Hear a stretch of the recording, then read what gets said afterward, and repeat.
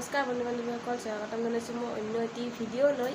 আশা কৰোঁ সকলোৰে খবৰ ভাল। আজি মানে কেনেকৈ অহাকালি ভণ্টিৰ বাৰ্থডে আছে, তো বাৰ্থডেৰ কেক বনাম। তো চাই থাকক ভিডিঅ'টো শেষলৈকে, কেনেকৈ বনাওঁ, কি কৰোঁ আপোনালোকক দেখুৱাম। তো চাই থাকক ভিডিঅ'টো লাষ্টলৈকে। তো গাইজ, প্ৰথমতে চেনি একাপ লৈ লৈছোঁ আৰু 3টা কণী লৈ লৈছোঁ। সেইখিনি প্ৰথমতে মিহলাম।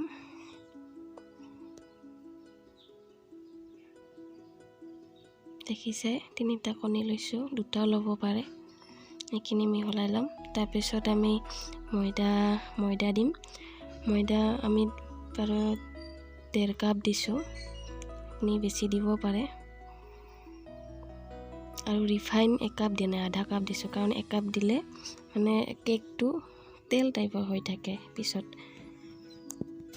তাৰ বাবে আধা কাপ ৰিফাইন দিছোঁ। এতিয়া কফিৰ গুড়াও দিব পাৰে। আমি যেতিয়া অৰিঅ' বিস্কুট যে আছে, অৰিঅ' বিস্কুট গুড়া কৰি আমি অৰিঅ' বিস্কুটৰ গুড়ি তাতে দি দিছোঁ, মিহলাই ল'ম।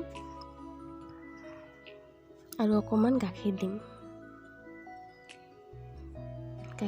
গাখীৰ দি আমি মিহলাই ল'ম ধুনীয়াকৈ। চফ্ট হ'ব মানে বস্তুটো, কেকটো মানে চফ্ট হৈ যাব। তো এইখিনি মিহলাই ল'লোঁ। বেকিং পাউডাৰ দিব পাৰে, কিন্তু আমি বেকিং পাউডাৰ দিয়া নাই।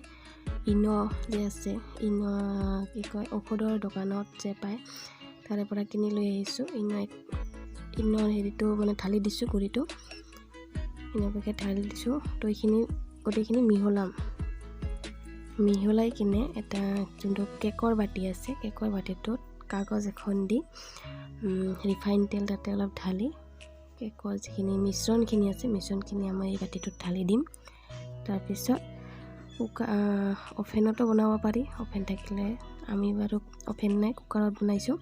তো কুকাৰত কি হয়, এই চব্জি আঞ্জা বা কিবা থ'ব বস্তু থাকে নহয়, তাত সেইটো বহাই দিব লাগে, বা নিমখ দিলেও হৈ যায় তাত। কিন্তু আমি এইটো বহাই দিছোঁ আৰু লাহেকৈ যোনখিনি কেকৰ মিশ্ৰণখিনি আছিল সেইখিনি বহাই দিছোঁ বাতিটো। তাৰপিছত আধা ঘণ্টা বা 45 মিনিটমান পিছত আমি চাওঁ, আৰু গেছৰ ভলিউমটো একদম ল' দিব লাগিব। তো আমি বহাই দিলোঁ, ঢাকনটো দিলোঁ। ঢাকনৰ যোনটো চিটি মাৰে, সেই চিটি মৰাটো উঠাই দিব লাগিব। তো চাওক, কেক